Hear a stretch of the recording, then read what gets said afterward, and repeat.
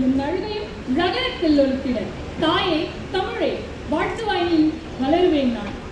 கண்களை மறைக்கும் பணம் தரும் வேலைகளை விட்டுவிட்டு இந்த சுதந்திர மனம் தரும் வேலைக்கு வந்திருக்கும் என் பாசமிகு பார்வையாளர்களே, உங்களுக்கு என் வானளவு வணக்கங்கள். செல்வமா சுதந்திரமா எது மிக முக்கியமானது? பொதுவாக பணம் இல்லையெனில் மனம் கூட முடிக்க முடியாதம்மா என்று கூறுவார்கள். அவர்களுக்கு நான் முத்துக்குமார் அவர்கள் எழுதிய சில கேள்விகள் என்னும் கவிதையை நினைவு கூற விரும்புகிறேன். மிக சாதாரணமாய் கேட்டு விட்டாய் நண்பா, உனக்கு என்ன அக்காவா தங்கையா, கஷ்டப்பட்டு சம்பாதித்து கல்யாணம் பண்ணித்தர ஒரே பையன் என்று.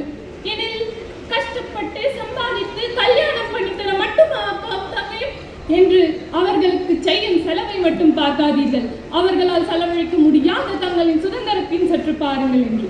இதனையே இளவேந்தன் அவர்கள் கல்கி என்னும் திரைப்படத்தில் மிக அழகாக கூறியிருப்பார்.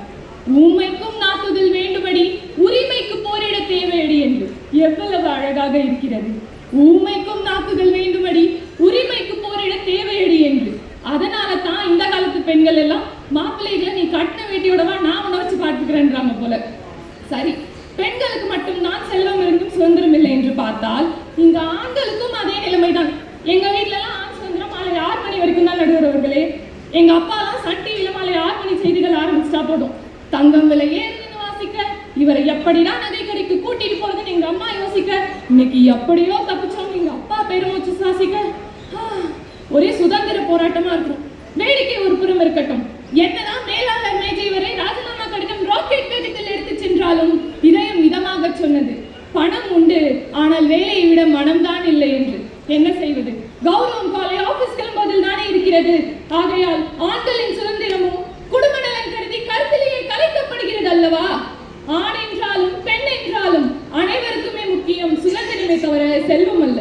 உங்களுக்கு இன்னும் புரியும் வகையில் கூறுகிறேன். இருவரை எடுத்துக் கொள்ளுங்கள். ஒரு புறம் சுதந்திரமான நாட்டில் இருப்பவர், மற்றொரு புறம் ஒரு அடிமைப்படுத்தப்பட்டிருக்கும் நாட்டில் இருப்பவர். இருவரும் கேட்டு பாருங்கள் எது முக்கியம் என்று, செல்வமா சுதந்திரமா என்று. சுதந்திரமான நாட்டில் இருப்பவர் செல்வத்தை தேடுவார். சுதந்திரமே இல்லாமல் அடிமைப்படுத்தப்பட்டிருக்கும் நாட்டில் இருப்பவர் கட்டாயம் சுதந்திரத்தை நாடுவார். எனில் இவர்களின் சிந்தனைகளை சற்று உற்று கவனித்தால் உங்களுக்கு தெரியும்.